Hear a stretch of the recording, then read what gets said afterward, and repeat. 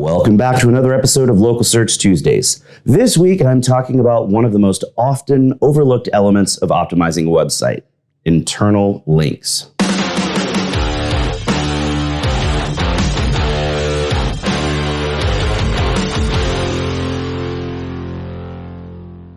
The last several videos have been related to the Digital Dealer Conference, so I want to get back to local SEO tips.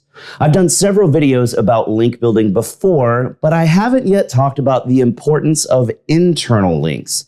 The way you link to pages within your own site is incredibly important to both SEO and the usability of your site. If you have pages that exist, but no links point to them, then no humans will ever see them and Google won't be able to find them. On the opposite end of the spectrum, if you have too many links on a page, it becomes confusing and convoluted. People won't know how to navigate through your site, and Google won't know how to assess your site's structure. On the human side, your internal links need to make sense.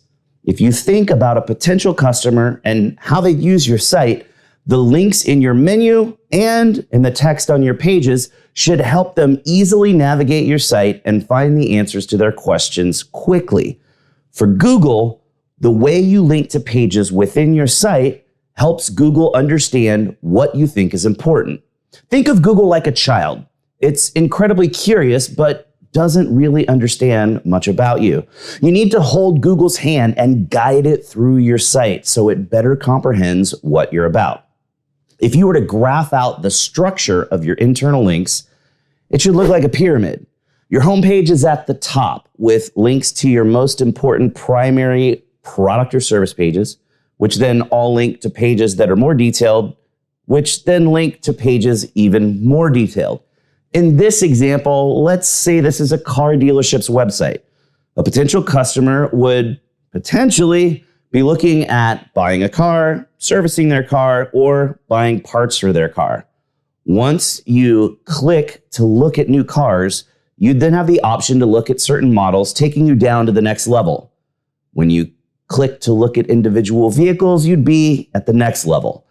Your internal links should make sense and should guide the user on the path that matches their needs or intent. Once someone starts down the new car path, the links should all relate to that path. It wouldn't make sense to link to service or parts pages once someone is further down that new car path.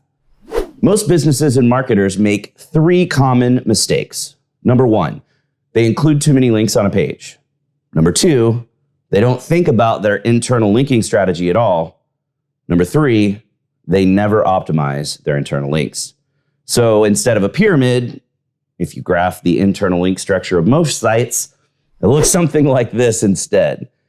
It's pretty easy to see how that makes it tough for people to find what they're looking for. And it's really obvious how Google won't really be able to understand what's going on with your site.